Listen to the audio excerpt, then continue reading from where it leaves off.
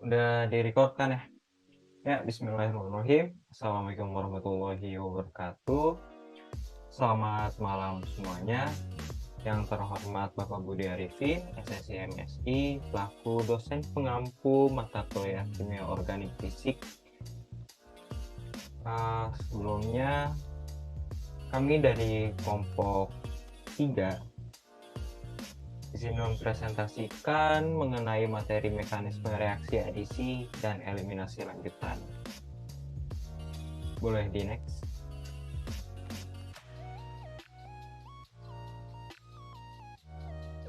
Sebelumnya perkenalkan dulu, nama saya Muhammad Azmi Fatur Rahman dengan NIM G44012111071.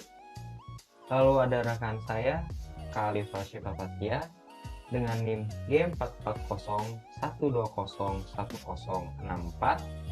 Lalu ada Kak Khairunisa dengan NIM G44012011079. Kita Putri Handani dengan NIM G44012111013,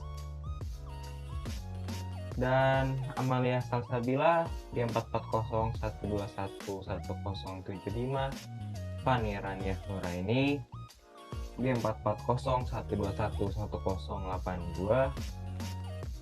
saya Lazia Ramadhani G44012111099.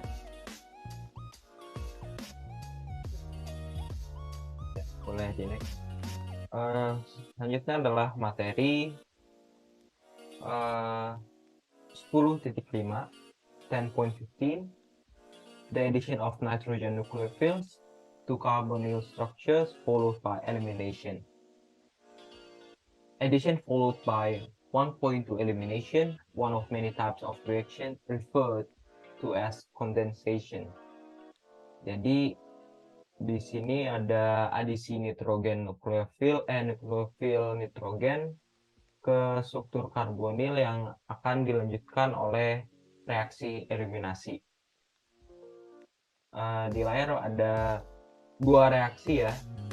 Pertama reaksi pembentukan imina, lalu ada reaksi pembentukan enamina.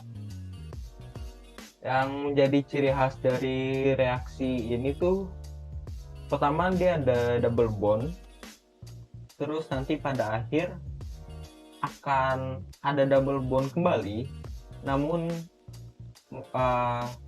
O-nya akan diganti sama N gitu.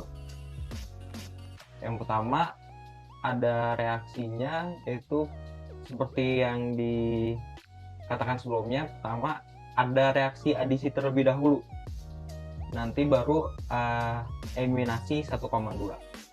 Nah, dapat terlihat pertama ada adisi terlebih dahulu akan menjadi karbinolamin, terus akhir menjadi imina. Terus di reaksi kedua akan menjadi karbinolamin lagi sebagai senyawa perantara atau intermediate, dan akhir akan menjadi enamina kembali. Enamina gitu. Yang pertama imina, yang kedua enamina. Jadi buat di sini pada dasarnya kondensasi itu terjadi ketika dua molekul besar membuat molekul yang lebih kompleks gitu, dan akan menghasilkan sebuah molekul kecil lain. Biasanya di sini itu air atau alkohol gitu. Nah, jadi kondensasi ini juga suatu bentuk reaksi substitusi juga gitu. Buat imina sendiri biasanya dia kurang stabil ya. Nah, buat reaksi lanjutannya akan dilanjutkan di slide berikutnya. Boleh di next. Ya, terus selanjutnya adalah bagian 10.15.1 electron pushing for the formation of an enamine. Jadi di sini ada electron pushing ya. Electron pushing berarti secara harfiah berarti mendorong elektron gitu, untuk pembentukan enamina. Di sini ada 5 step. Pertama, di sini apa itu imina itu biasanya itu tidak stabil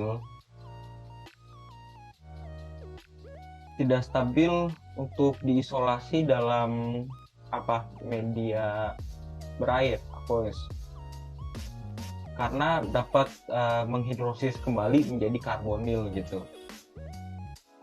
Tapi kalau dia itu ditempatkan dengan gugus aromatik yang tergabung sama C atau N, maka gugusnya akan menjadi lebih stabil, jadi bisa diisolasi iminanya. Nah, jadi pada reaksi pertama ya kayak biasa,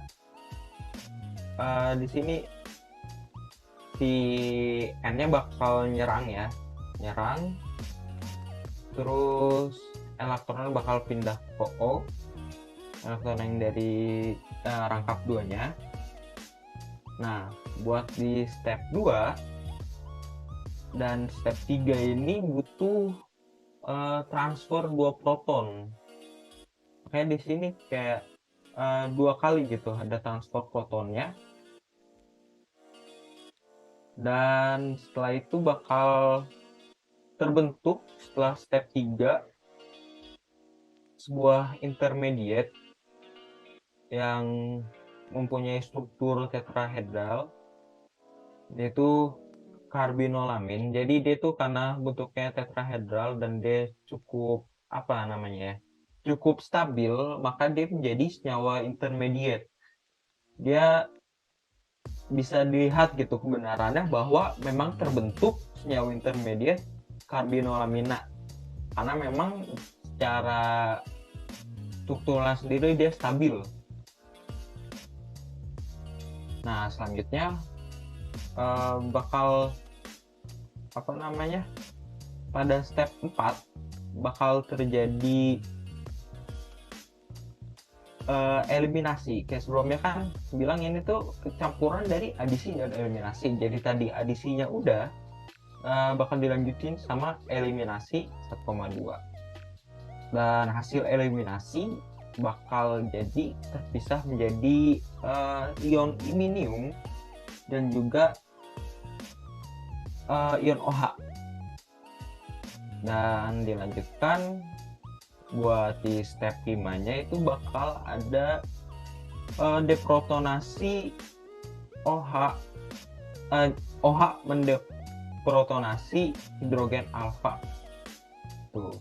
Jadi pada akhirnya kayak tadi juga dibilang juga bakal dia menghasilkan air atau alkohol gitu, karena memang dia reaksinya reaksi kondensasi. Boleh dilanjut.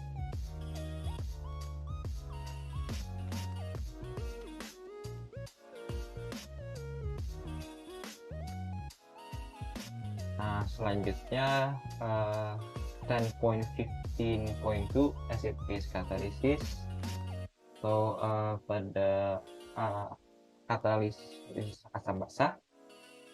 Figure on the right shows one example in the formation of an oxime using hydroxylamine. This amine is among the most nucleophilic of all amines. The bell-shaped profiles reflect acid catalysis superimposed upon the influence of pH on the protonation state of the amine nucleophile. Furthermore, the effects of nitrogen substituents on the reaction rate depend upon the pH level. Jadi di kanan ada sebuah grafik antara konstanta Ops dan pH ya. Jadi dia tuh melengkung kayak bell, makanya dia bilang bell shape. Jadi semakin tinggi pH dia bakal turun. Jadi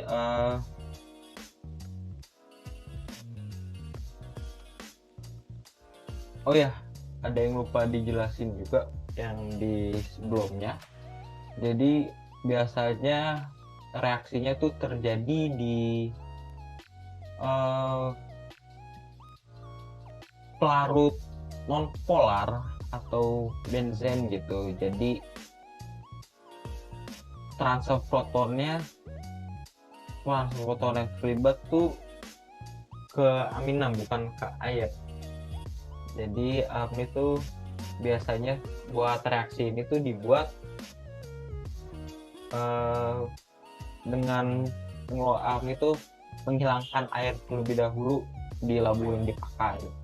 Itu biasanya pakai Dean Stark apparatus. Ya, boleh di next lagi, kembali ke sebelumnya. Nah, jadi buat katalisis asam itu jadi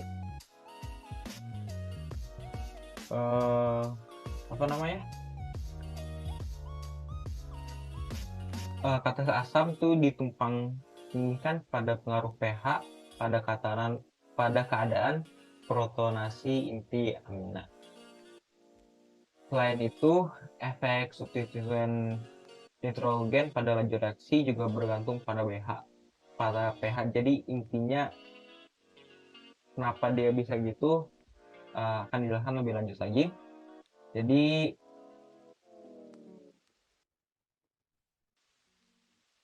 boleh di next. Jadi di sini bakal ada dua reaksi ya. Dua reaksi. Yang pertama tuh reaksi ini masih lanjut dari yang tadi, masih acid base catalysis. Jadi yang pertama ada immune transformation with strong nucleophilic amin. Jadi dengan nucleophilic amina yang kuat di A dan yang di B itu dia information with weakly nucleophilic amin. Jadi dia dengan amina yang dengan nukleofilik lemah gitu.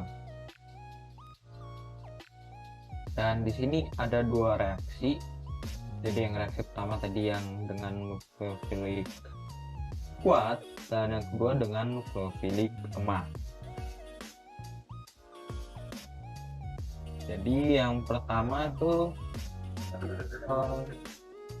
nukleofilik kuat biasanya dia mempunyai pKa dari asam konjugatnya itu sekitar 6 sampai 10. Biasanya dalam bentuk hidroksiamin atau alkali amina.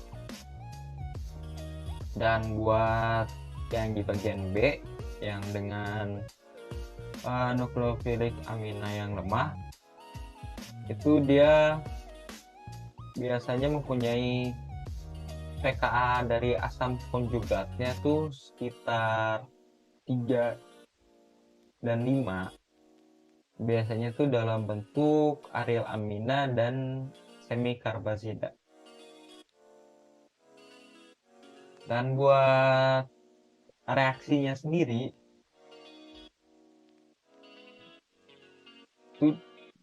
itu dapat dilakukan dengan 3 jalur gitu. Yang pertama direct addition atau adisi langsung, lalu ada general acid catalyzed addition atau adisi katalis asam secara umum, atau specific acid catalyzed addition, atau ini lebih spesifik dari yang sebelumnya gitu. Jadi adisi katalis asam secara spesifik.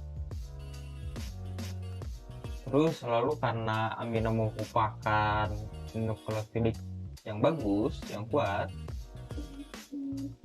dia langsung mengadisi di berbagai rentang pH gitu. Jadi dia adisi secara langsung, tapi akan berbeda jika dia berada di pH di bawah 4. Nah, ketika pH di bawah 4, adisi secara langsung ini bakal jadi rate determining state atau bagian penentu laju reaksi gitu. Hal ini dikarenakan konsentrasi dari amina yang tidak terfotonasi itu sangat rendah di pH yang rendah juga. Nah, selanjutnya buat di pH tinggi yang menjadi determining state-nya, rate determining state-nya atau bagian penentu laju reaksinya tuh di bagian karbinolaminnya. Jadi di bagian pemecahan karbinolamin atau karbinolamin breakdown. Nah, di sini bakal ditemukan menurunnya nilai Kops ketika si pH-nya naik. Jadi makanya tadi kan yang di slide sebelumnya tuh gini ya, bell shape. Pas pH naik dia kayak nurun lagi ya, dikarenakan hal itu gitu. Itu dapat dilihat. Boleh balik sebentar. Dapat dilihat jadi dia kayak naik, terus pas pH-nya naik dia bakal turun lagi karena ya tadi soalnya si bagian pemecahan si karbinolaminnya itu merupakan rate determining state tuh. Terus boleh di slide selanjutnya. Oke, makasih. Buat selanjutnya jadi belum, masih yang tadi ini udah beda materi. Oke, masih di sini terus aja sampai akhir. Nah, selanjutnya di bagian jadi penjelasan lebih lanjutnya karena pas yang dia pH-nya naik bakal ada indikasi biasa dalam katalis asam itu bakal terjadi dehidrasi tuh. Nah, buat laju maksimumnya itu terjadi di saat amina yang ada itu konsentrasinya cukup sebagai basa bebas yang dapat bereaksi gitu. Tapi di saat yang sama juga tidak ada asam yang cukup buat mengkatalisis eliminasi air dari karbinolamin. Makanya tadi sekali lagi gini tadi ya, seperti itu grafiknya. Terus di samping katalis asam, amina juga harus berada dalam bentuk basa bebas, dan oleh karena itu lajunya masih meningkat seiring dengan meningkatnya pH. Pada pH yang lebih tinggi, dehidrasi menjadi penentu laju kayak yang tadi bilang gitu. Itu terjadi pada step 3 ya, pada step 3 reaksi. Jadi itu kan slow or fast, jadi dia bagian menjadi karbinolaminnya sebagai determining state.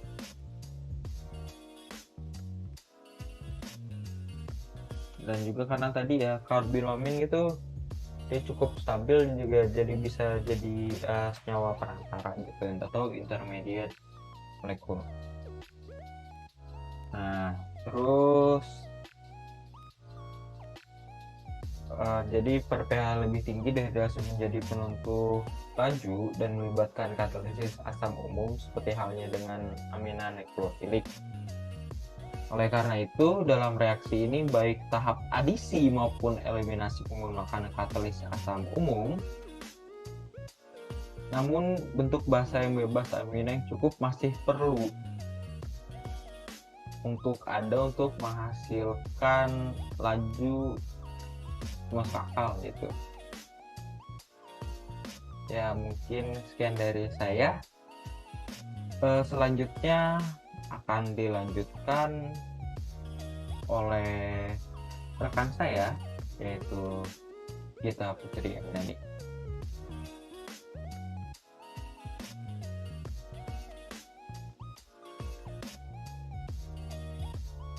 Baik, selanjutnya saya izin menjelaskan materi 10.16 yaitu tentang the addition of carbonucleophils followed by elimination atau the Wittig reaction atau artinya itu penambahan nukleofil karbon yang diikuti dengan reaksi eliminasi.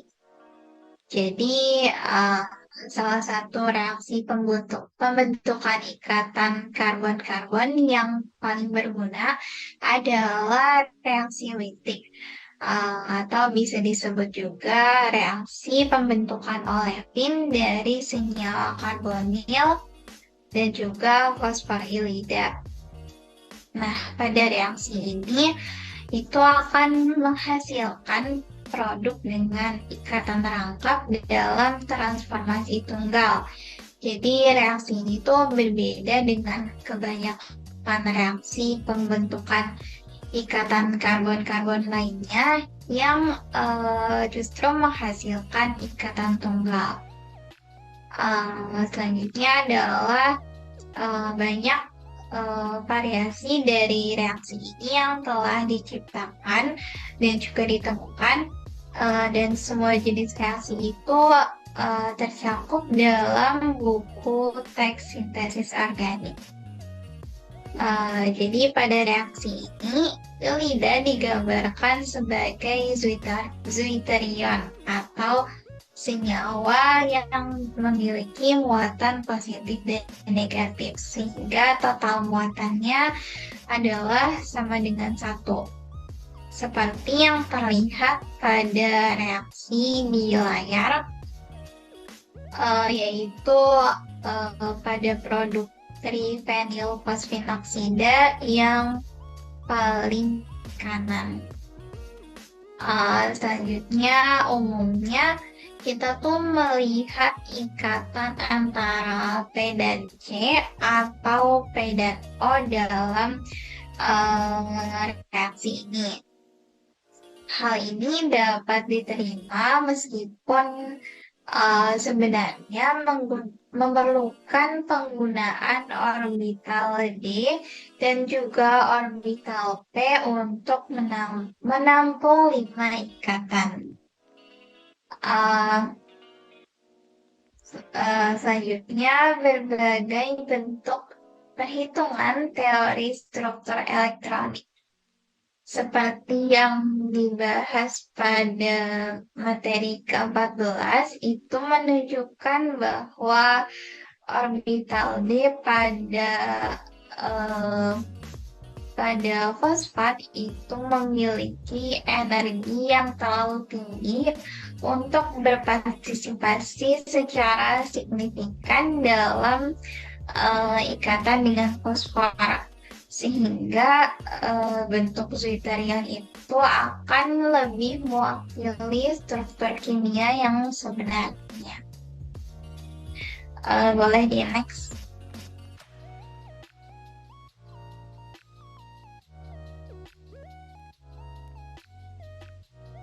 Jadi selanjutnya itu adalah subbab 10.16.1 yang jelaskan tentang elektron pushing atau pengaruh dari dorongan elektron. Pada materi ini, mekanismenya itu dimulai dengan serangan nukleofilik karbon dari Ylida pada karbon-karbonil seperti reaksi yang terlihat pada layar. Jadi suatu zat antara itu akan terbentuk pada keadaan keseimbangan antara bentuk terbuka dan juga bentuk tertutupnya, yaitu betain untuk bentuk terbukanya, sementara oksa-fosfat itu untuk bentuk tertutupnya. Kemudian produk alkena akan dibentuk melalui eliminasi langsung dari oksafosfetana. Nah, pada reaksi seperti yang terlihat pada layar itu menunjukkan bahwa elektron akan mendorong terjadinya reaksi Wittig. Untuk materi selanjutnya akan dijelaskan oleh rekan saya, yaitu Kailazia Ramadhan.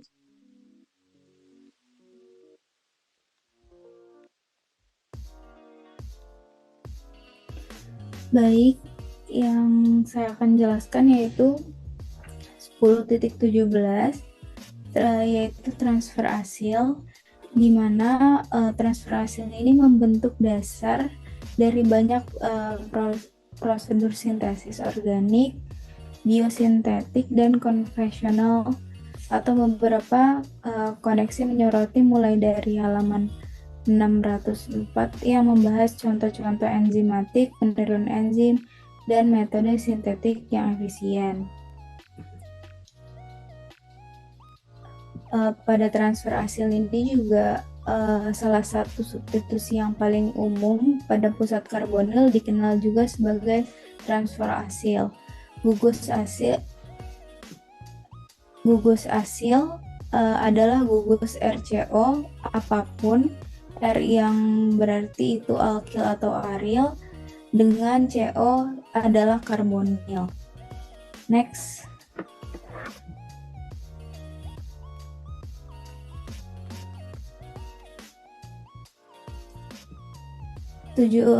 Sepuluh 17.1 yaitu skema pendorong elektron umum, di mana contoh sederhana dari transfer asil adalah reaksi asam klorida dengan alkohol atau yang ada pada 10.21. Tidak diperlukan katalis karena tinggi reaktivitasnya asam klorida. Alkohol melakukan serangan nukleofilik langsung pada karbonil yang kekurangan elektron. Maka dari itu reaksinya sangat sensitif terhadap nukleofili.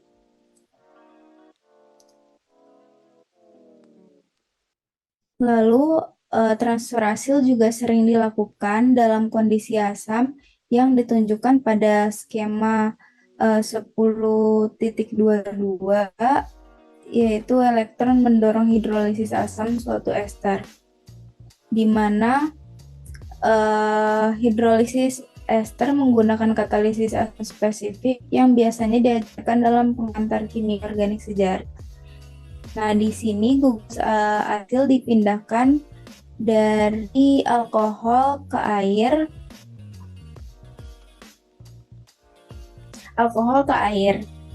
Lalu keuntungan menggunakan katalis asam yaitu ester diaktifkan terhadap serangan nukleofilik.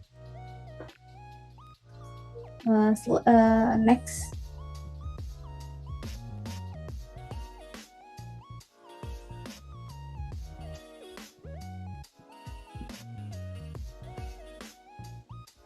Oke, skema pendorong elektron umum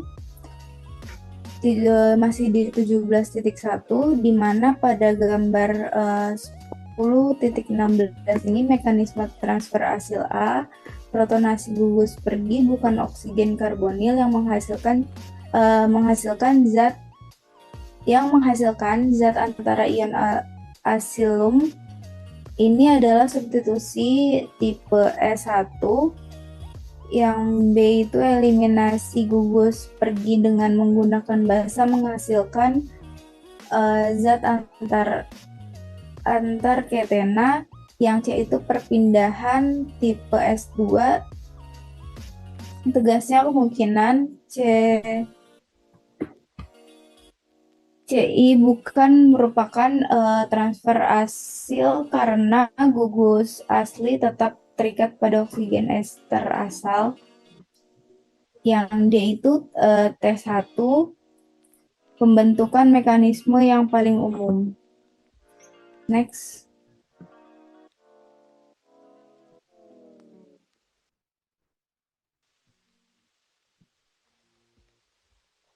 Baik, di sini 1017.2 yaitu pengacakan isotop.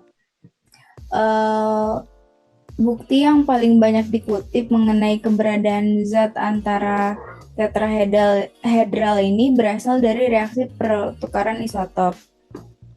Misalnya dalam reaksi turunan asam karboksilat seperti ester, kedua gugus OH dalam zat antara tetrahedral adalah ekuivalen atau periksa TI pada skema yang bisa diperiksa pada skema 10.22. Jika reaksi dilakukan dalam air berlabel O, maka salah satu gugus OH-nya ini akan diberi label isotop. Pengembalikan tahap adisi nukleofilik akan menukar O menjadi oksigen karbonil sebanyak 50% saat reaksi berlangsung. Nah, reaktan ini akan membentuk substitusi O yang dapat dipastikan dengan isolasi bahan awal setelah reaksi, lalu dibiarkan berlangsung hingga tingkat penyelesaiannya yang berbeda-beda. Next.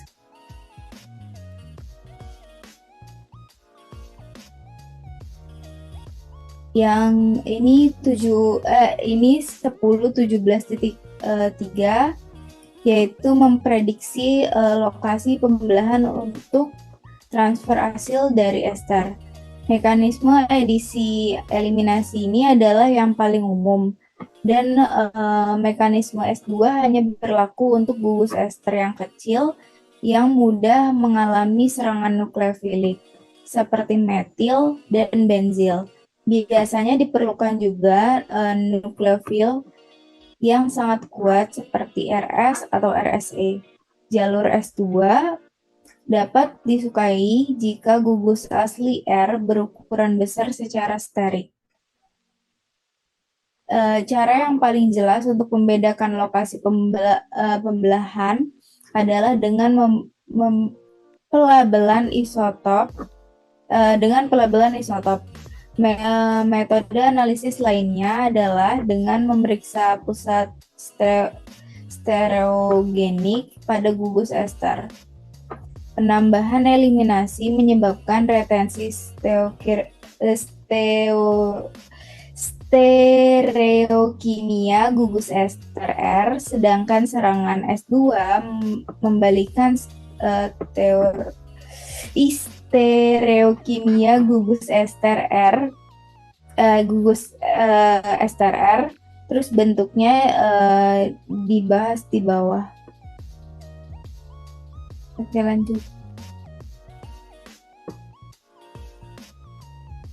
Oke, yang ini 1017.4 yaitu katalis, di mana reaksi transfer asil reaktan ini terhadap bentuk katalis termasuk asam, basa, dan nukleofilik. Salah satu metode paling umum untuk mengkatalisis transfer asil adalah penambahan nukleo, khususnya bila menggunakan reaktan asam halida.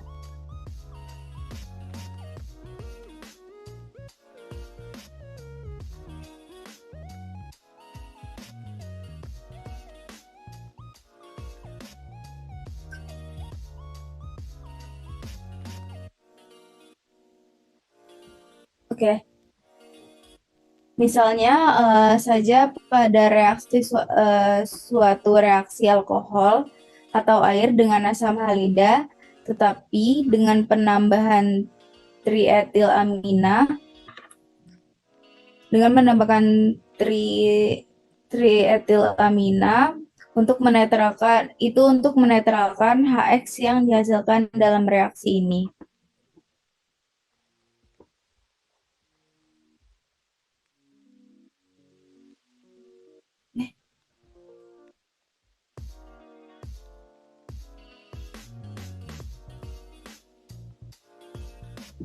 Lanjut.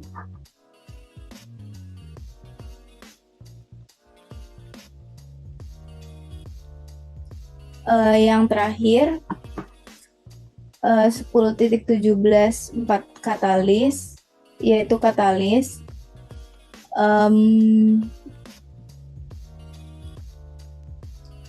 Ini di sini adalah katalis asam ester yang efektif.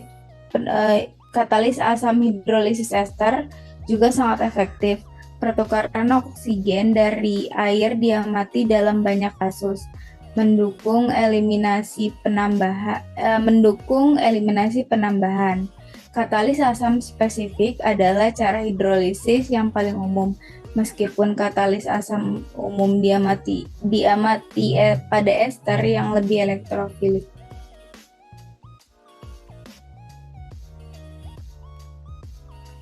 Penjelasan selanjutnya akan dilanjutkan oleh Kak Alifa.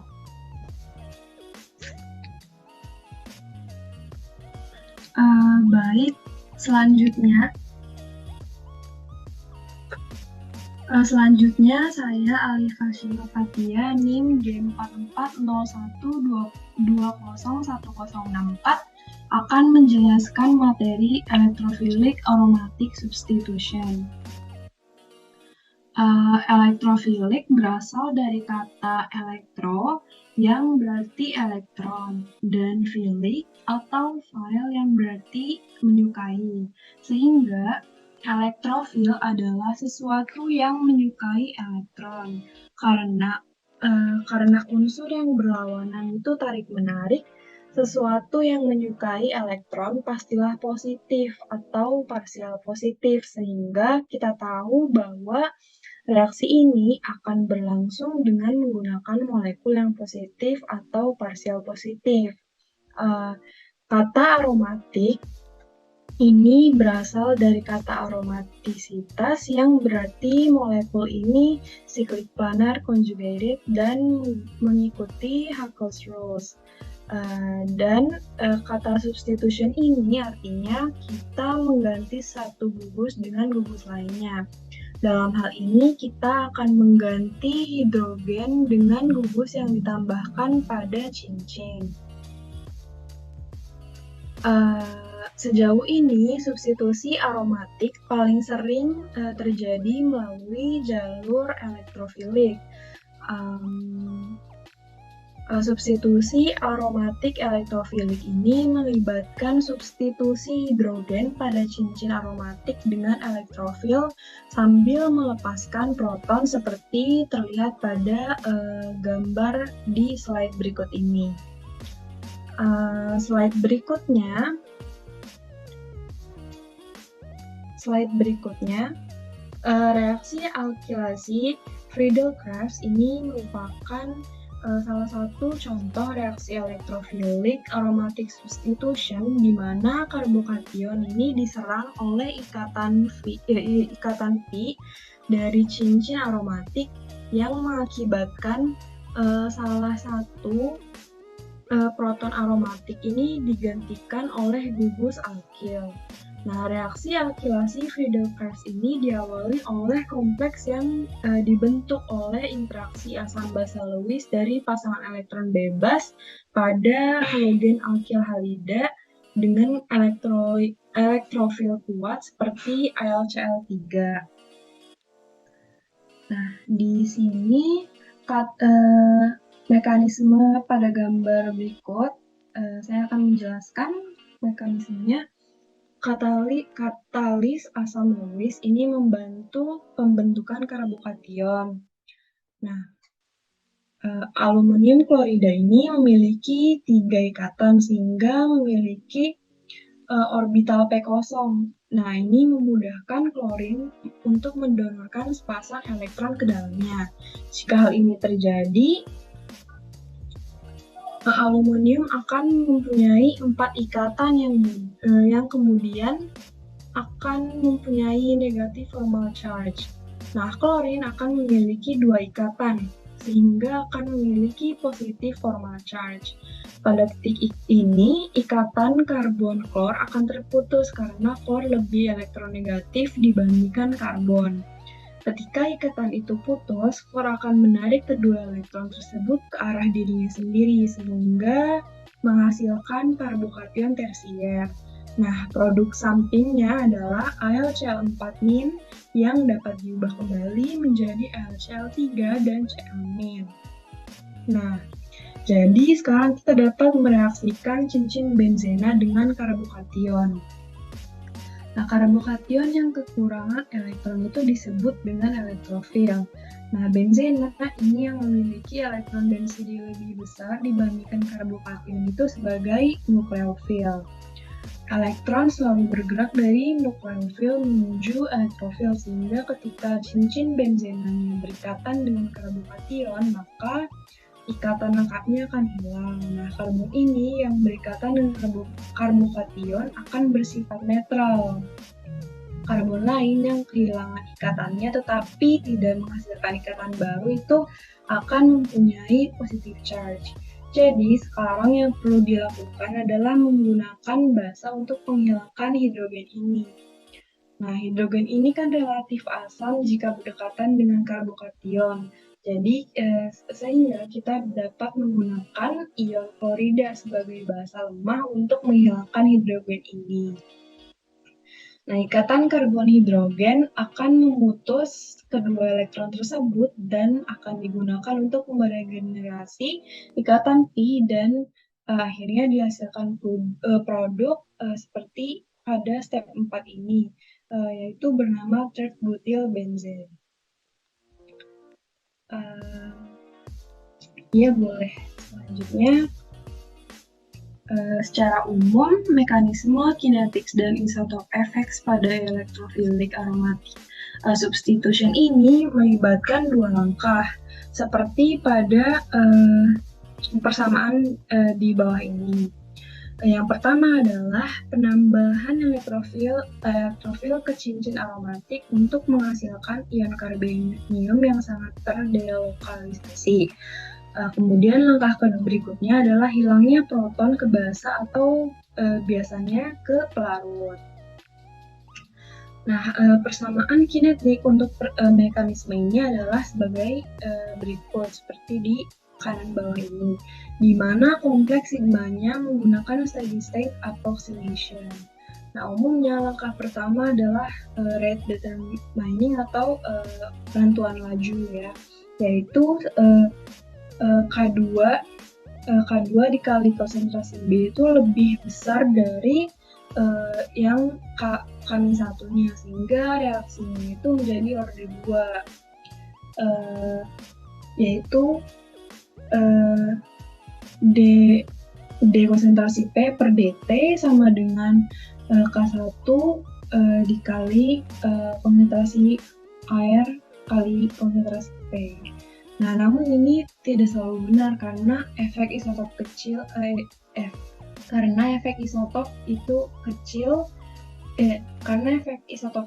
pada tahap deprotonasi itu masih dapat diamati. Nah, efek isotop yang kecil ini memerlukan pengaruh K2 pada reaksi. Nah, yang berarti untuk kasus ini K2B ini mempunyai order of magnitude yang sama dengan K-1. Nah, jika langkah kedua satu reaksi signifikan secara kinetiknya, meskipun langkah pertamanya itu adalah rate determining, itu kita katakan ada partitioning effect. Nah, di sini pengamatan efek isotop kecil yang disebabkan oleh zat antara yang terpartisipasi kembali menjadi reaktan itu mengartikan bahwa langkah kedua itu dapat diamati secara kinetik. Nah, ini juga berarti bahwa haze of the barriers pada energi surface untuk K1 dan K2 itu adalah sebanding. Nah, boleh next. Ya, kemudian materi selanjutnya adalah intermediate complexes. Nah, ini serangan nucleophilic oleh benzena pada elektrofil menghasilkan kompleks sigma yang disebut juga dengan uelan intermediate atau ion benzenium. Nah, intermediate ini hanyalah struktur ion karbenium yang muatannya itu terdelokalisasi di sekitar cincin. Nah, kompleks sigma ini juga dapat diamati secara spektroskopi. Nah, reaksi HF dan BF3 dengan cincin aromatik itu menghasilkan kompleks sigma. Nah, stabilitas kompleks ini berhubungan dengan laju substitusi elektrofilik yang mendukung keberadaan struktur ini sebagai perantara atau intermediate. Nah, tabel di sebelah kanan ini menunjukkan beberapa contoh hubungan keduanya. Angka stabilitas relatif itu diperoleh dari pengukuran konstanta kesetimbangan protonasi cincin aromatik. Ya, boleh di next. Nah, substitusi benzena itu tidak menimbulkan regiochemical issues karena setiap hidrogen itu ekuivalen, namun terdapat satu substituen pada cincin produk isomer yang dapat dihasilkan yaitu orto, meta, dan para. Faktor laju parsial atau partial rate factors yang disimbolkan dengan Fn pangkat R ini itu merupakan reaktivitas berbagai lokasi pada cincin aromatik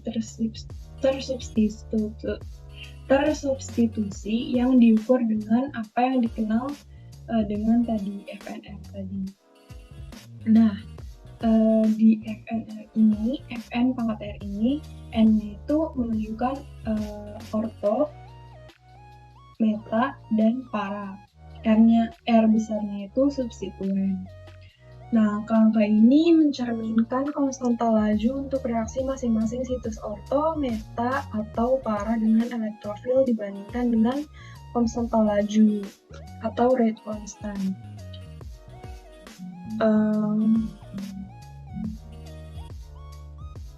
Nah, tabel di bawah ini menunjukkan beberapa faktor laju parsial untuk berbagai reaktan.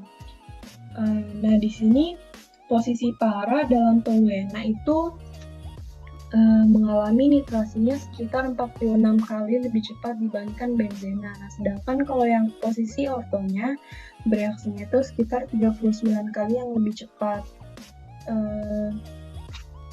Di sini dapat dilihat bahwa semua senyawa toluena termasuk meta itu bereaksi lebih cepat dibandingkan benzena. Oleh karena itu, gugus metil pada toluena itu digambarkan sebagai gugus yang activating. Nah, semua bagian dari klorobenzena itu bereaksinya lebih lambat dibandingkan benzena itu sendiri, sehingga gugus kloro itu disebut sebagai gugus deactivating gitu. Nah, substituen aromatik itu dibagi ada dua kategori berdasarkan reaksi substitusi aromatik elektrofiliknya. Yang pertama itu sebagai gugus activating dan yang kedua itu yang sebagai gugus yang penonaktifkan atau deactivating. Nah, juga disebut juga dengan yang kategori berikutnya sebagai pengarah orto, para, atau meta. Nah, jika partial rate factors-nya itu lebih besar dari 1, itu substituen R-nya dikatakan sebagai gugus yang pengaktif.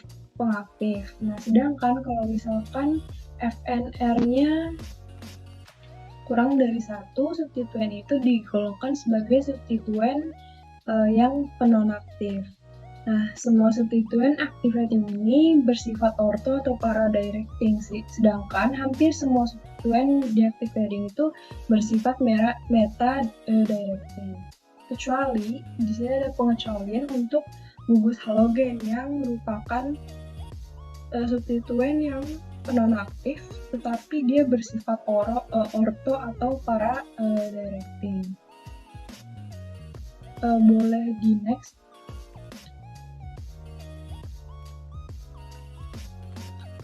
Nah, untuk di sini materi selanjutnya resonance structure resulting from electrophilic addition to a substituted benzene ring.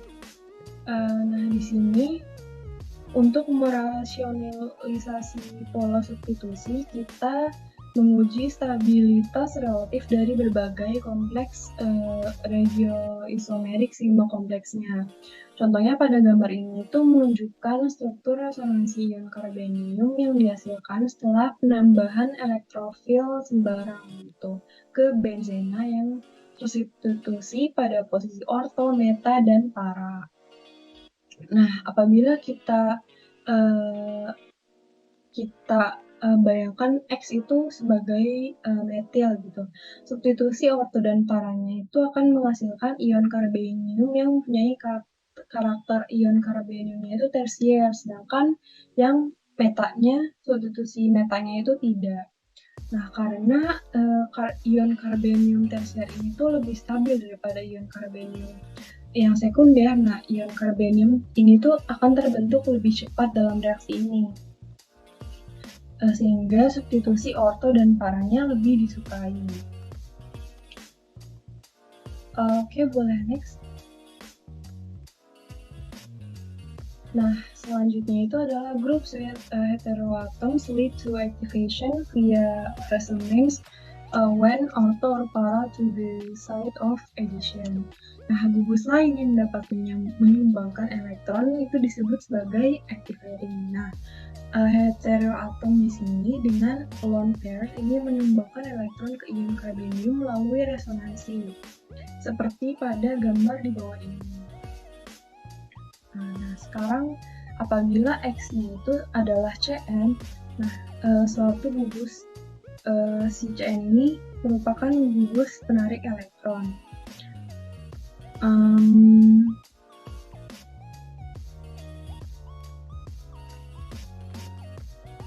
Nah, apabila kompleks yang diperoleh dari adisi elektrofilik orto dan para itu mempunyai struktur resonansi yang bermuatan positif,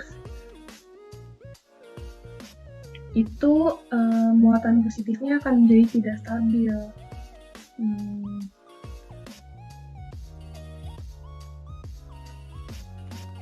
Nah, namun serangan pada posisi metanya ini memberikan penonaktifan paling sedikit karena tidak ada struktur resonansi di mana muatan positifnya itu berbatasan langsung dengan electron withdrawing group atau EWG. Nah, jadi grup seperti itu disebut dengan meta directing.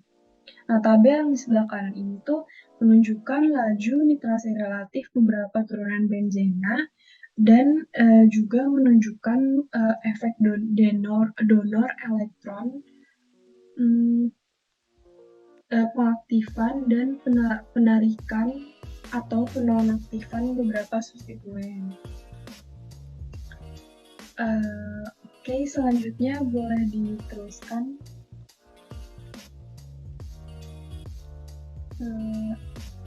Amalia. Oke, baik. Sekarang kita akan membahas terkait poin 10.19, yaitu substitusi nukleofilik aromatik. Jadi, substitusi nukleofilik aromatik ini atau biasa kita sebut sebagai SNAR jarang terjadi jika dibandingkan substitusi elektrofilik aromatik. Nah, mengapa demikian? Karena inti benzen dalam senyawa aromatik bersifat sangat stabil. Keberadaan ikatan rangkap pada benzen itu memberikan stabilitas tambahan yang disebut sebagai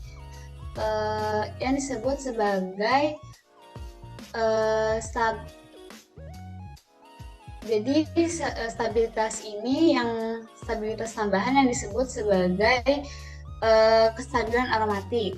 Nah, jadi stabilitas ini membuat cincin aromatik kurang reaktif terhadap serangan nukleofilik. Nah, pada umumnya reaksi substitusi nukleofilik aromatik memerlukan kondisi yang ekstrim. Terus dia juga harus katalisnya itu harus khusus untuk terjadinya reaksi tersebut. Nah, sedangkan untuk substitusi elektrofilik aromatik dapat terjadi dengan relatif cukup mudah. Karena aromatisasi cincin benzen membuatnya lebih terbuka terhadap serangan elektrofilik. Nah, biasanya terjadi pada cincin aromatik dengan gugus pergi orto atau para terhadap suatu gugus penarik elektron. Nah, umumnya itu gugus penarik elektronnya seperti nitro dan siano. Sekarang kita akan membahas terkait dorongan elektron untuk substitusi nukleofilik. Jadi seperti mekanisme yang ada di slide ini, serangan di sini yang bertindak sebagai nukleofilik adalah hidroksida. Jadi serangan nukleofilik oleh hidroksida nantinya akan meningkatkan karakter negatif pada gugus nitro. Hal ini dapat terlihat dari dorongan elektron. Jadi kan elektron yang ada di hidroksida, yang ada di OH itu akan menyerang karbon yang mengikat gugus pergi, yaitu si Cl. Nah, nanti setelah itu akan terjadi perpindahan elektron. Nah, nanti dorongan elektron dari rangkap yang ada di NO2 itu akan menghasilkan tambahan elektron pada atom O yang ada di NO2. Sehingga nanti NO2 akan meningkat karakter negatifnya. Nah, nanti dari reaksi tersebut akan menghasilkan suatu kompleks. Nah, kompleks ini dinamakan sebagai kompleks Meitner-Scheimer. Jadi, kompleks Meitner-Scheimer ini itu dapat diamati. Tapi karena tadi kan substitusi nukleofilik itu harus dalam keadaan ekstrim ya. Jadi jika kita ingin melihat kompleks Meitner-Scheimer ini, kita harus diberi perlakuan seperti suhu yang sangat rendah. Nah, nanti apabila mekanismenya itu berbalik, jadi dari elektron O yang ada di NO2 menyerang balik lagi mekanismenya atau ada pembalikan panah, itu nantinya akan menyebabkan pengusiran gugus pergi. Nah, di sini yang berperan sebagai gugus pergi kan atom Cl. Jadi nanti ketika mekanismenya dibalik atau ada pembalikan panah, nanti gugus Cl akan pergi sehingga akan dihasilkan struktur senyawa seperti yang ada di paling kanan. Mungkin boleh di next.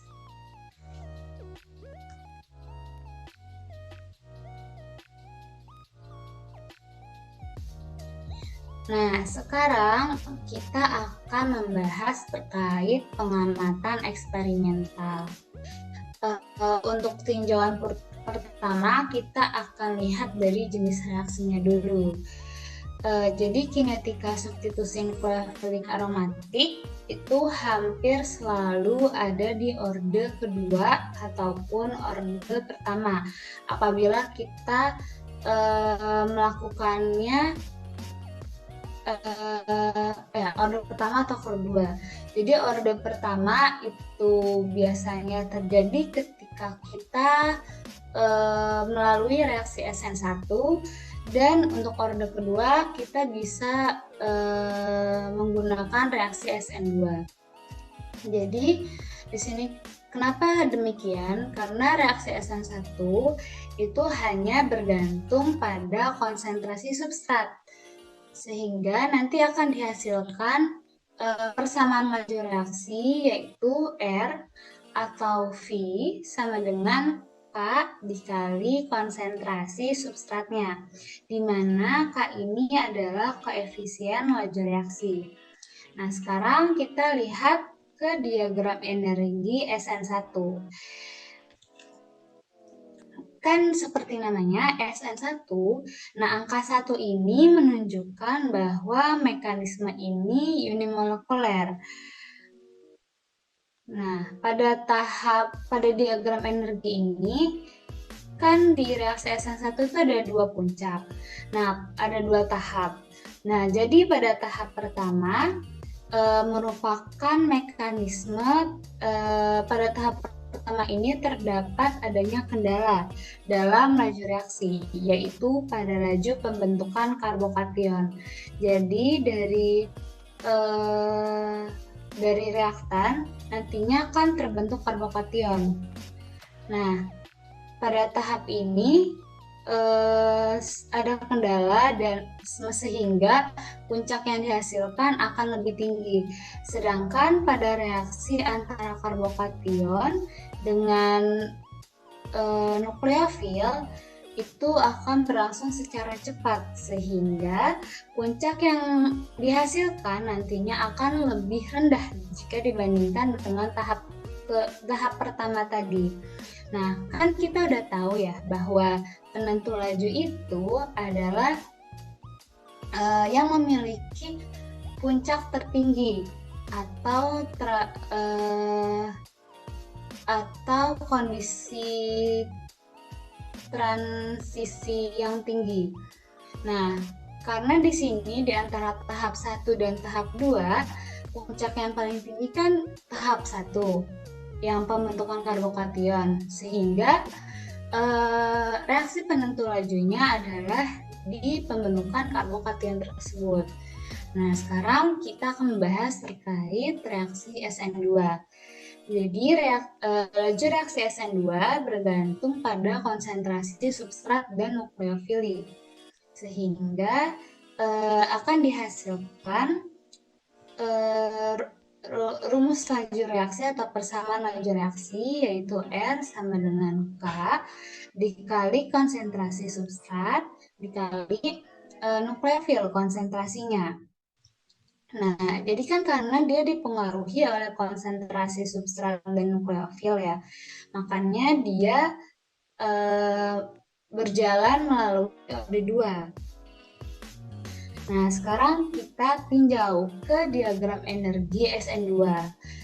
Jadi, SN2. Nah, angka 2 ini menunjukkan bahwa mekanisme ini bimolekuler. Jadi, pada reaktan itu kan terjadi serangan nukleofilik ke substrat, sehingga nanti akan terbentuk keadaan transisi dan akan menghasilkan produk. Produknya yaitu si nukleofiliknya udah berikatan dengan si substratnya itu. Jadi di sini kan ada keadaan transisi. Nah, keadaan transisi ini adalah keadaan di mana si nukleofilik itu tidak sepenuhnya berikatan kepada substrat atau R, dan begitupun dengan leaving group. Leaving group atau gugus pergi juga tidak sepenuhnya pergi atau lepas dari si substrat itu. Jadi keadaan masih bayang-bayang. Makanya di sini digambarkan oleh garis putus-putus ikatan antara nukleofil dengan substrat, begitupun dengan substrat dan leaving group. Oke, mungkin bisa next. Nah, selanjutnya ini ada reaksi substitusi elektrofil. Jadi, substitusi elektrofil ini hampir mirip dengan SN1, yaitu dia berjalan pada orbit 1. Karena substitusi elektrofil ini hanya bergantung pada konsentrasi substrat, sehingga akan dihasilkan persamaan laju reaksi yaitu R atau V sama dengan K dikali konsentrasi substrat. Nah, untuk diagram energi dari reaksi substitusi elektrofilik ini juga hampir mirip dengan substitusi nukleofilik yang satu, SN1, di mana nanti dia akan terbentuk senyawa intermediat, yaitu berupa karbokation. Nah, nanti pembentukan karbokation itu juga akan yang menjadi tahap penentu laju, sama seperti di SN1. Oke, mungkin bisa next.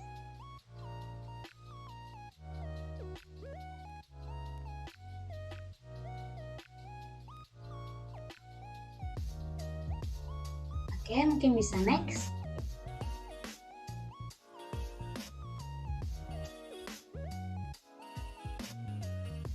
Nah, sekarang kita akan meninjau terkait dengan pelarut yang digunakan pada reaksi substitusi. Jadi di sini kita akan membahas terkait pelarut protik sama pelarut aprotik. Yang pertama kita akan membahas terkait pelarut protik dulu. Jadi pelarut protik ini adalah terjadi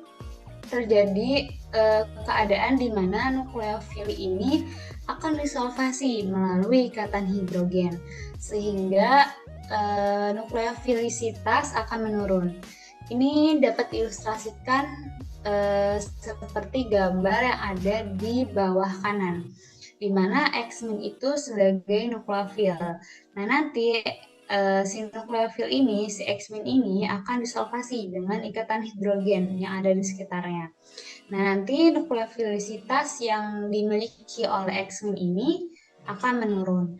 Nah, untuk pelarut protik ini biasanya digunakan pada reaksi SN1, dan pelarut ini juga dapat mempengaruhi cepat atau lambatnya laju tersebut berlangsung.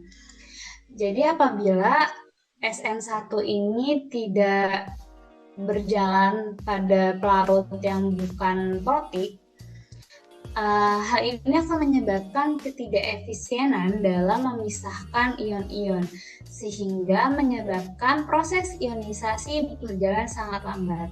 Kan seperti yang sudah dijelaskan tadi, bahwa tahap penentu laju dari SN1 itu kan ketika pembentukan karbokation. Nah, jadi kalau misalnya kita tidak menggunakan pelarut protik, pembentukan karbokation ini akan semakin lama. Jadi nanti laju reaksi dari SN1 tentunya juga akan semakin lama. Nah, apa aja sih contoh dari pelarut protik ini? Jadi, contoh dari pelarut protik yaitu misalnya ada air atau alkohol. Nah, kayak SN1 misalnya berlangsung pada atau dalam media berair.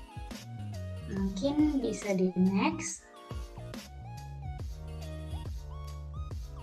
Nah, selanjutnya kita akan membahas terkait pelarut aprotik. Jadi sebenarnya pelarut aprotik ini ada dua macam, yaitu pelarut aprotik polar sama pelarut aprotik non-polar. Akan tetapi dalam video ini saya akan menjelaskan terkait pelarut aprotik polar. Jadi pelarut aprotik polar ini kebalikan dari pelarut protik. Kalau tadi kan pelarut protik si nukleofiliknya yang disolvasi melalui ikatan hidrogen. Nah, sedangkan di pelarut aprotik polar ini kationnya yang disolvasi. Jadi si kation ini nanti disolvasi melalui sumbangan PeB ke orbital kosong dari kationnya. Hal ini dapat diilustrasikan seperti gambar yang ada di bawah kanan. Nah, pelarut aprotik polar biasanya digunakan pada reaksi SN2 yang tentunya ini dapat mempengaruhi lainnya juga. Jadi, reaksi SN2 ini akan berlangsung baik jika menggunakan pelarut aprotik polar. Nah, pelarut ini akan menaikkan kecepatan reaksi SN2 dengan cara menaikkan energi molekulnya. Nah, pelarut aprotik polar ini memiliki momen dipol yang besar. Nah, selain itu, pelarut aprotik polar juga memiliki polaritas yang sangat besar sehingga dapat mensolvasi garam-garam dan cenderung untuk mensolvasi kation dari anion logam nukleofil. Nah, karena hal tersebut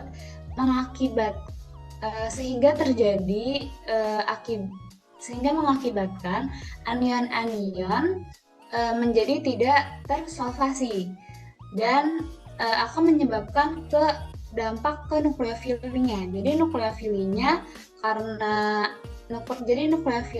itu kan tadi tidak tersolvasi, sehingga energi yang dimiliki oleh nukleofili itu akan semakin meningkat. Nah, seperti yang kita tahu dari diagram energi SN2 tadi, bahwa tahap penentu lajunya kan ketika pembentukan dari nukleofili menyerang substrat, terus habis itu terbentuk intermediat, habis itu terbentuk produk. Nah, jadi semakin besar energi nukleofilinya, nanti lajunya akan semakin cepat. Jadi makanya pelarut ini jenis pelarut itu akan mempengaruhi laju reaksi, baik itu dari SN1 ataupun SN2. Nah, di sini ada contoh dari pelarut aprotik polar.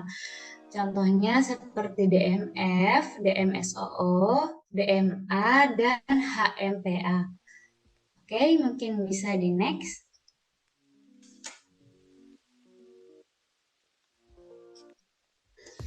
Nah, selanjutnya ada terkait transfer elektron tunggal.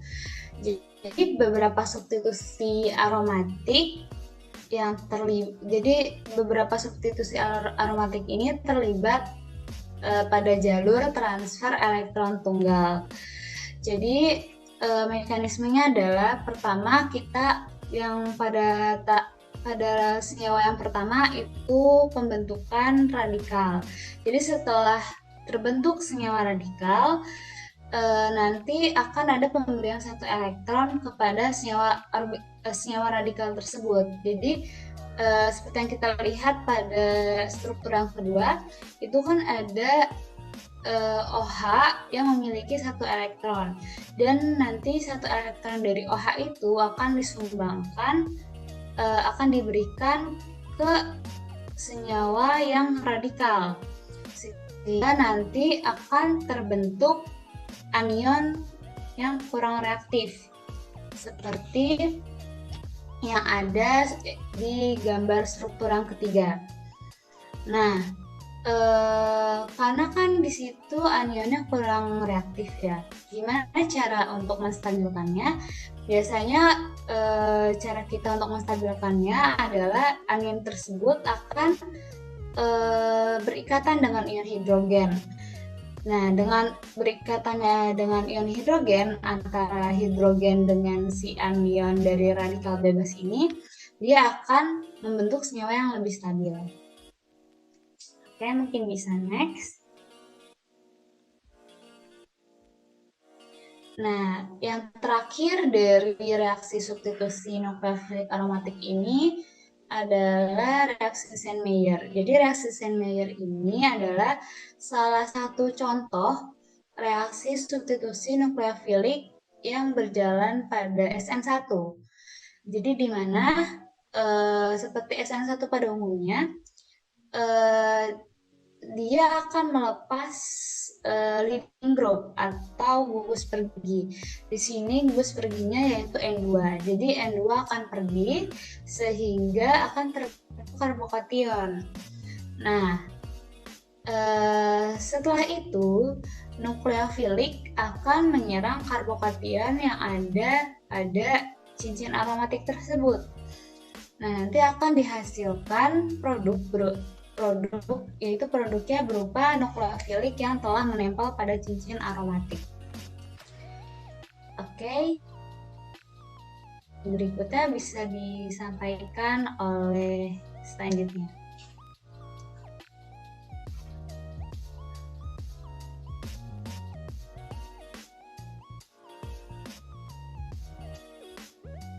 Oke,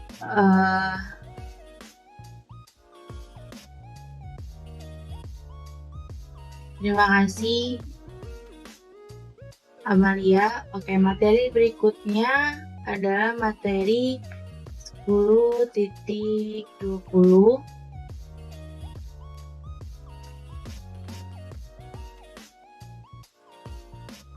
terkait reaksi yang melibatkan benzona. Reaksi substitusi lain yang terjadi pada cincin aromatik dengan adanya nukleofil melibatkan intermediasi benzona. Nah, benzona sendiri itu merupakan benzena yang dikurangi 2 hidrogen yang berdekatan dan menghasilkan ikatan rangka 3 dengan rumus molekul C6H4. Dapat dilihat pada slide. Berikut ini merupakan struktur dari benzona. Dalam bentuk alkuna, kumulena, dan biradikalnya. Dan berdasarkan hasil analisis, struktur benzona baik secara periodik dan teoritis menunjukkan bahwa representasi alkunalah yang paling diterima secara umum, meskipun struktur kumulena dan biradikal merupakan kontributor resonansi yang signifikan.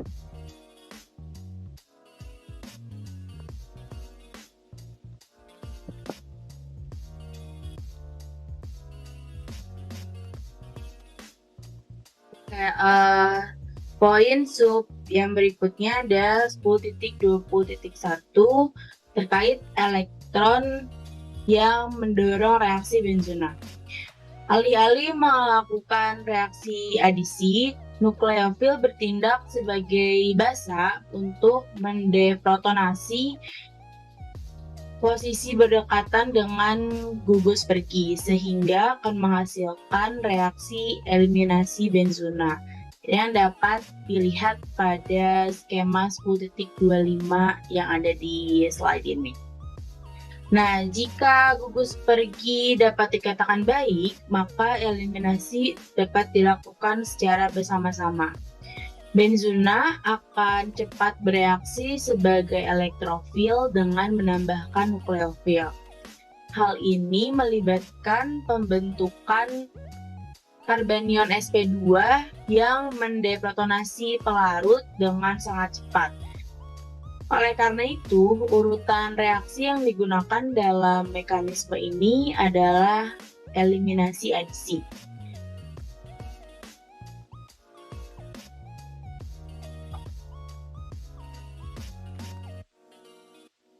Selanjutnya di sub poin 10.20.2 tentang pengamatan eksperimental reaksi benzona.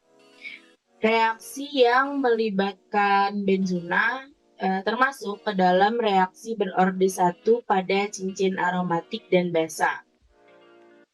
Pembentukan ilina dari 2,6 dideuteriobrombenzena menunjukkan adanya efek isotop 5,5 yang mendorong rata-rata menentukan eliminasi melalui deprotonasi. Berdasarkan percobaan yang telah dilakukan oleh Roberts, menunjukkan bahwa ketika karbon yang memiliki gugus pergi pada cincin aromatik diberi label C dengan nomor atom dengan nomor atom 14 yang dapat dilihat pada skema 10.25,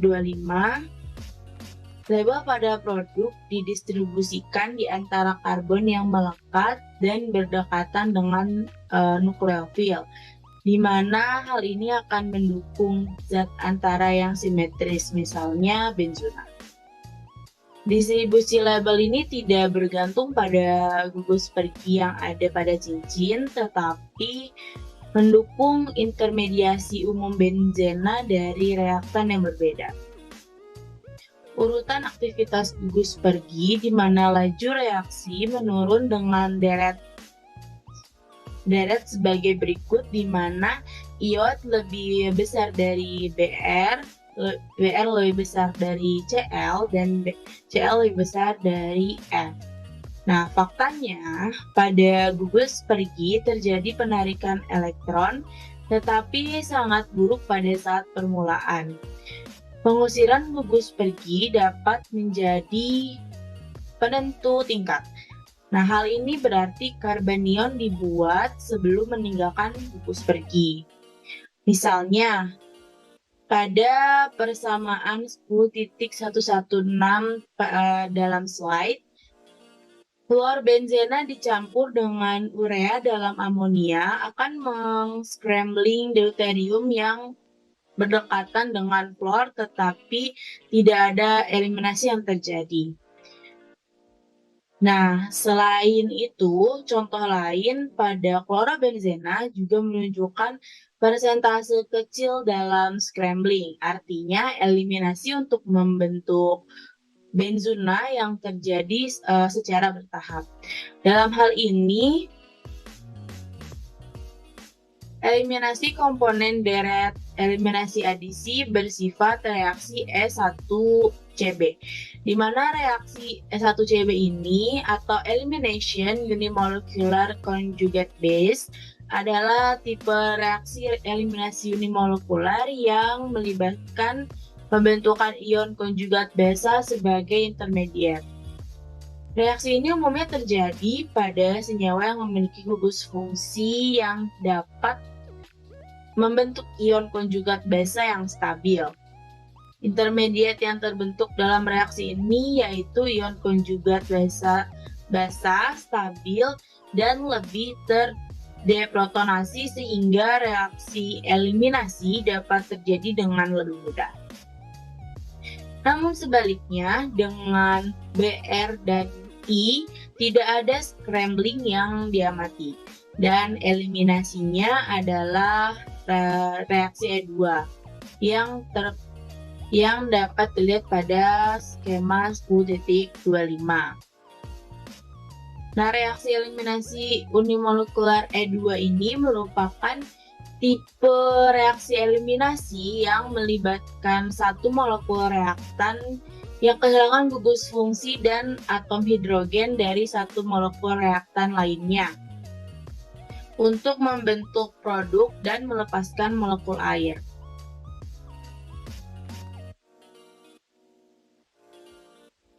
Oke, poin 10.20.3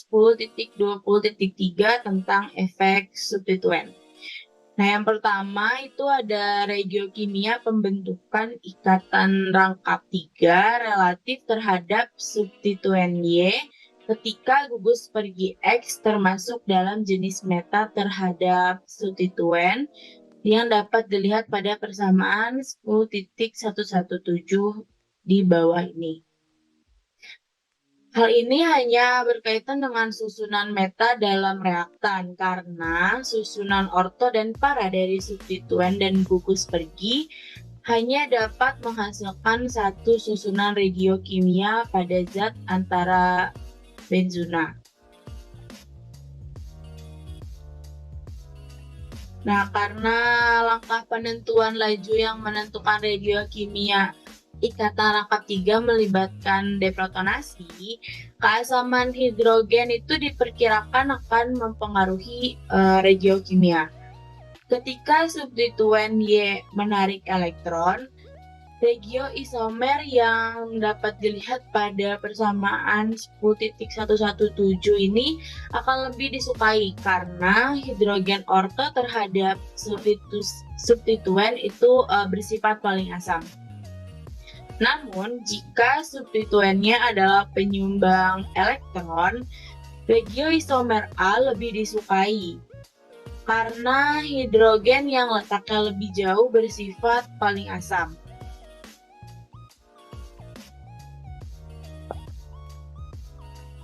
Efek substituen kedua adalah regiokimia penambahan nukleofil pada ikatan rangkap 3. Dengan substitusi orto dalam reaktan, ikatan rangkap 3 dapat mengalami adisi nukleofilik menghasilkan produk orto atau meta yang ditampilkan pada slide pada gambar 10.22a. Nah, kelompok penarik elektron atau yang biasa disebut dengan EWG itu mengarahkan penambahan nukleofil untuk menempatkan karbanion sedekat mungkin dengan EWG. Jika substituennya adalah CF3 dan reaksinya melibatkan anion tengah dalam amonia, hanya produk meta yang akan ditemukan. Dengan gugus donor elektron seperti Y yang merupakan CH3, terdapat campuran produk orto dan meta yang hampir sama. Ketika gugus pergi termasuk dalam jenis para terhadap substituen yang dapat dilihat pada gambar 10.22b, pengaruh substituen terhadap adisi nukleofilik pada ikatan rangkap 3 menjadi lebih rendah. Dan banyak substituen menghasilkan campuran produk para dan meta yang hampir sama. Dan alasan yang sama persis memprediksi bahwa regiokimia adisi nukleofilik pada dua isomer ikatan rangkap 3 berbeda dengan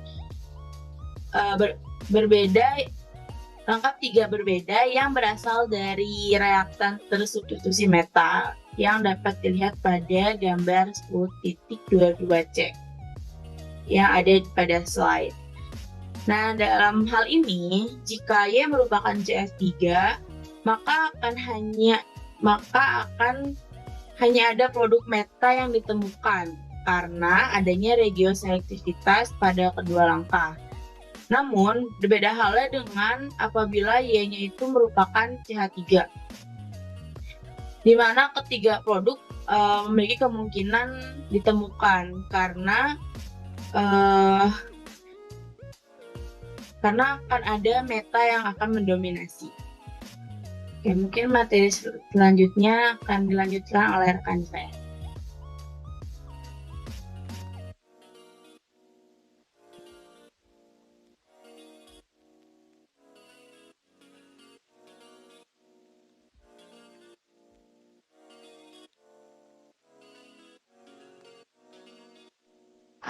Baik, selanjutnya saya akan menjelaskan kembali mengenai SR10.21 atau SRN1 Reaction on Aromatic Rings, yang artinya itu reaksi SRN1 pada cincin aromatik.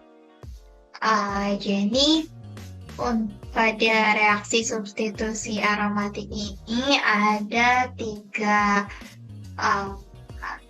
jalur reaksi, yaitu yang pertama melibatkan nukleofilik, yang kedua melibatkan elektrofilik, dan juga yang ketiga itu melibatkan radikal. Nah, cincin aromatik ini sifatnya mudah tereduksi, sehingga reaksi SRN1 ini itu merupakan mekanisme reaksi yang umum terjadi karena cincin benzena dapat mendelokalisasi anion radikal. Mekanisme rantai radikal ini disebut sebagai SRN1 yang merupakan singkatan dari substitusi radikal nukleofilik dan unimolekular. Nah, contoh reaksi SRN1 itu ditunjukkan pada gambar di slide berikut. Boleh di next.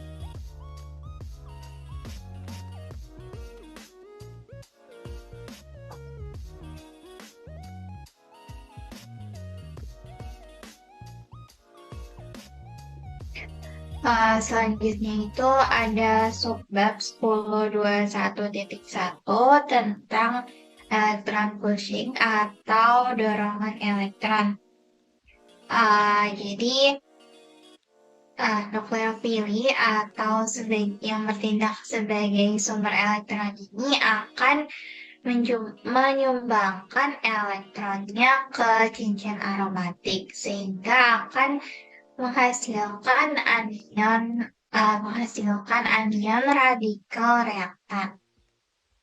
Nah, hal ini akan menyebabkan keluarnya gugus Freddy secara heterolitik atau bisa dilihat pada mekanisme reaksi di layar yang melibatkan tahap inisiasi dan juga propagasi.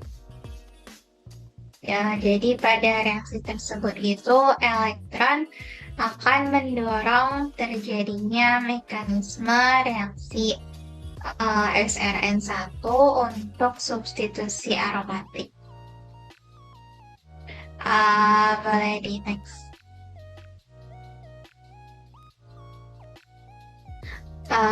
Subbab selanjutnya yaitu 10.21.2 atau field experimental observation yang menjelaskan tentang beberapa pengamatan eksperimental. Jadi pada subbab ini itu menjelaskan bahwa cincin aromatik polinuklear itu akan bersifat lebih rentan terhadap reaksi substitusi radikal nukleofilik unimolekular dibandingkan dengan benzena sederhana. Kenapa? Karena anion radikal pertama yang terbentuk dari reaktan itu akan lebih stabil akibat adanya peningkatan delokalisasi. Nah, selanjutnya itu adalah dalam reaksi SRN1 ini banyak gugus Freddy yang terlibat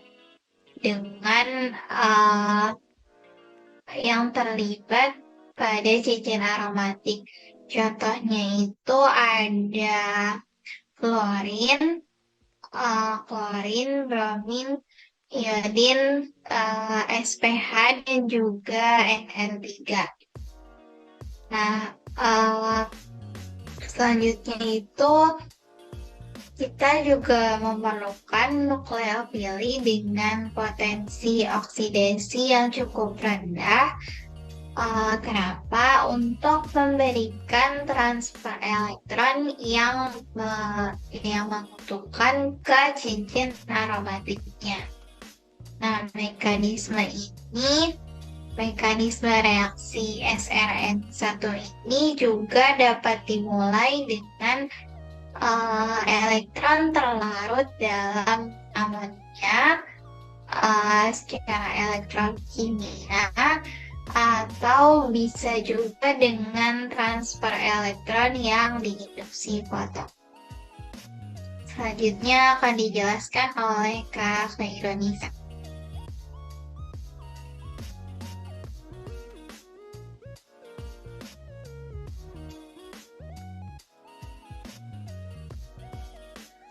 Baik, saya Khairunisa akan menjelaskan radikal aromatic substitution di materi 10.2.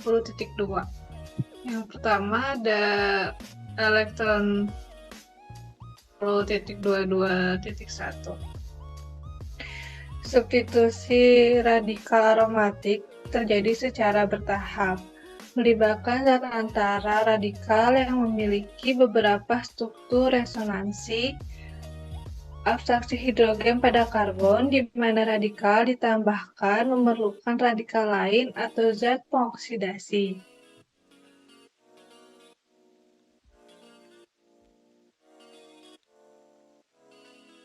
Reaksi dan pendorong elektron yang tepat ditunjukkan pada gambar berikut. Ketika abstraksi hidrogen dilakukan oleh radikal lain, hal ini akan mengakhiri rantai potensial dan tentu saja substitusi aromatik radikal umumnya buka reaksi berantai. Dapat dilihat pada gambar, di sini ada benzena, lalu ada radikal reaktan radikal yang ditunjukkan dengan R titik ini menyerang benzena sehingga reaksi terjadi. Reaksinya berjalan secara reversible, lalu reaksinya berhenti karena penambahan radikal lain yang ditunjukkan di sini Y titik menyerang reaksi menyerang zat antara, maka terjadi abstraksi hidrogen pada karbon sehingga reaksi berhenti dan produk terjadi. Gambar ini disebut juga dengan jalur radikal untuk substitusi aromatik. Mekanisme yang ditunjukkan sebenarnya merupakan penyederhanaan dari reaksi yang umum terjadi. Dimerisasi radikal perantara umumnya menghasilkan produk regioisomer, diproporsionasi dan penggabungan dengan radikal lain juga mungkin terjadi. Boleh di next. Selanjutnya adalah isotop efek. Salah satu dari dua langkah yang ditunjukkan pada gambar di bawah dapat menentukan laju secara kasar dan menunjukkan keberadaan isotop efek, tergantung pada sifat penambahan radikal dan substituen pada cincin benzena.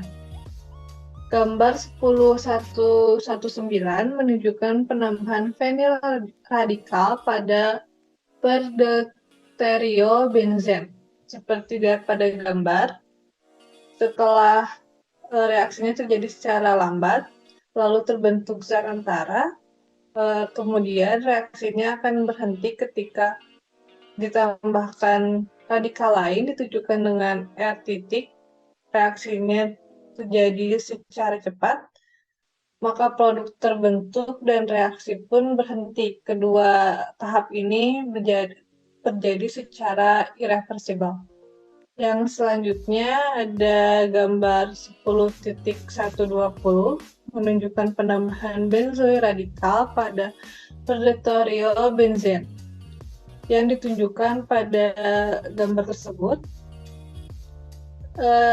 reaksi yang tahap pertama ini terjadi secara reversible, lalu tahap keduanya untuk menghentikan reaksi ditambahkan dengan radikal lain ditunjukkan dengan R titik, menyebabkan reaksi berhenti dan produknya terbentuk. Reaksi yang tahap kedua ini terjadi secara irreversible, sedangkan tahap satunya reversible. Tahap kedua ini memasuki ekspresi laju. Dari sini kita dapat menentukan bahwa reaksi yang pertama, yang gambar 10.119, tidak menunjukkan isotop efek yang terukur, sedangkan yang gambar 10.120 menunjukkan adanya isotop efek terukur. Boleh selanjutnya? Yang selanjutnya ada regiochemistry. Ketika substituen hadir pada produk, hampir semua substituen pada cincin benzena meningkat. Laju penambahan radikalnya mencerminkan gugus donor dan penarik elektron menstabilkan zat antara radikal. Akan tetapi, preferensi untuk substitusi orto, meta, dan para jauh lebih kecil karena radikal. Boleh di next.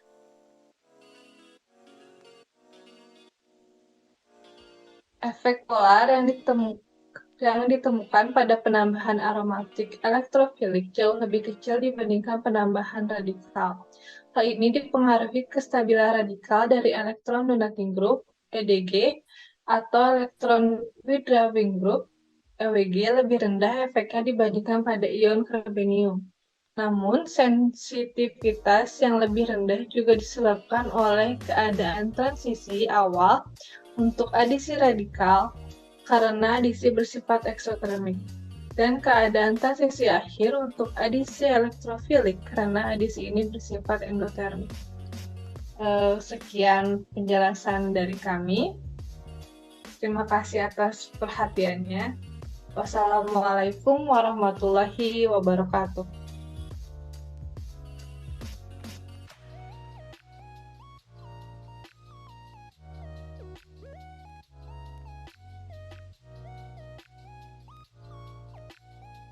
Oke, jadi karena mungkin tadi saya yang buka ya, mungkin oh ya belum mungkin dulu bentar ya, mungkin ya sekian pemaparan dari kami. Kalau ada pertanyaan mungkin bisa langsung tanya ke Amal ya, Mal. Jadi kalau ada pertanyaan mungkin ya bisa diulang videonya, atau buat rujukan sendiri kami ambil dari buku Anslin and Worthy, buku kimia organik fisik, di bab 10 ya, dari 10.15 sampai 10.22. Jadi mungkin ya sekian dari kami. Kalau tidak ada pertanyaan lagi, atau mungkin ada yang mau bertanya di sini, tapi kayaknya udah malam juga. Jadi mungkin ya sekian dari kami. Terima kasih sudah menyaksikan, terima kasih sudah menonton. Sekali lagi, wassalamualaikum warahmatullahi wabarakatuh.